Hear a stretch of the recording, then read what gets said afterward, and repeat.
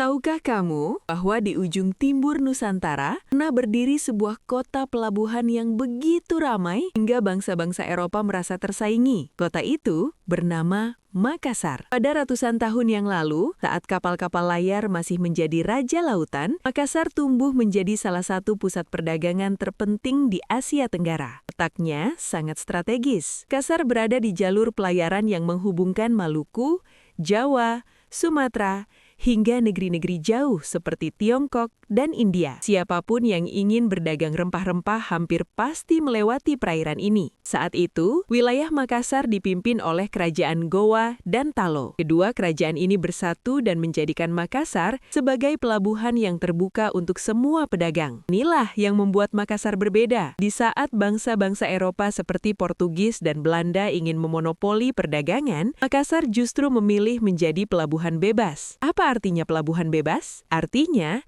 siapapun boleh datang berdagang, tanpa dipaksa, tanpa harus tunduk pada satu bangsa saja. Pedagang dari Jawa, Melayu, Arab, India, bahkan Eropa, semua bisa singgah dan bertransaksi dengan aman. Bayangkan betapa ramainya suasana pelabuhan saat itu. Kapal-kapal kayu besar berlabuh berjajar di tepi pantai. Para pedagang membawa kain, keramik, logam, dan tentu saja rempah-rempah yang harum dan berharga. Suara tawar-menawar terdengar di mana-mana. Bahasa yang berbeda-beda bercampur menjadi satu. Makassar menjadi tempat pertemuan berbagai budaya. Orang-orang belajar menghargai perbedaan. Mereka berdagang dengan semangat persahabatan. Salah satu pemimpin besar Makassar saat itu adalah Sultan Hasanuddin. Ia dikenal sebagai pemimpin yang berani dan tegas. Ketika Belanda melalui VOC ingin menguasai perdagangan dan memaksa aturan monopoli, Makassar menolak. Bagi Makassar, perdagangan harus adil, tidak boleh hanya menguntungkan satu pihak saja. Penolakan ini membuat Belanda tidak senang. Terjadilah peperangan antara Makassar dan VOC. Pertempuran berlangsung sengit. Sultan Hasanuddin memimpin rakyatnya dengan penuh keberanian. Karena kegigihannya, ia dijuluki Ayam Jantan dari Timur. Julukan itu menggambarkan keberanian dan semangat juangnya. Meskipun pada akhirnya Makassar harus menandatangani perjanjian dengan VOC, semangat pelabuhan bebas itu tidak pernah benar-benar hilang. Nama Makassar tetap dikenang sebagai simbol perdagangan yang terbuka dan berani. Kisah Makassar mengajarkan kita sesuatu yang penting, bahwa kekuatan tidak selalu berasal dari senjata. Kadang,